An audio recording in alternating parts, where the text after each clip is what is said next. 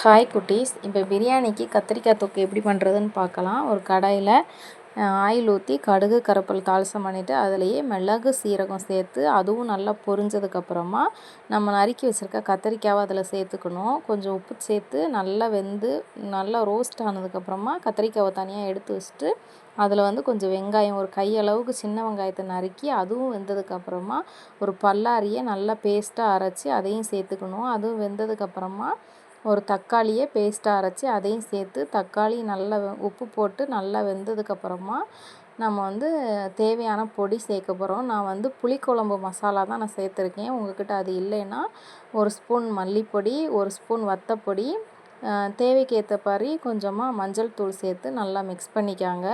அதை மிக்ஸ் பண்ணி கொஞ்சமாக ஒரு லெமன் சைஸில் புளியை கரைச்சி ஊற்றிட்டு எண்ணெய் பிரிஞ்சு வர அளவுக்கு நம்ம அதை நல்லா வேக விட்டுட்டு அதுக்கப்புறமா நம்ம ஆல்ரெடி ரோஸ்ட் பண்ணி வச்சுருக்க கத்திரிக்காவை அதோடு சேர்த்து கடைசியாக என்ன பண்ண போகிறோன்னா கொஞ்சம் வேர்க்கடலையை மிக்சியில் நல்லா நைஸாக பொடி பண்ணிவிட்டு அதோடு தூவி கொஞ்சம் மல்லித்தலையும் சேர்த்து இறக்கிட்டோம்னா பிரியாணிக்கு மட்டும் இல்லை, இது சப்பாத்திக்கு, இட்லி, தோசை, நம்ம சூடாக பொங்குற சாதத்துக்கு கூட இது ரொம்ப டேஸ்ட்டாக இருக்கும். வீட்டில் ட்ரை பண்ணி பாருங்கள்.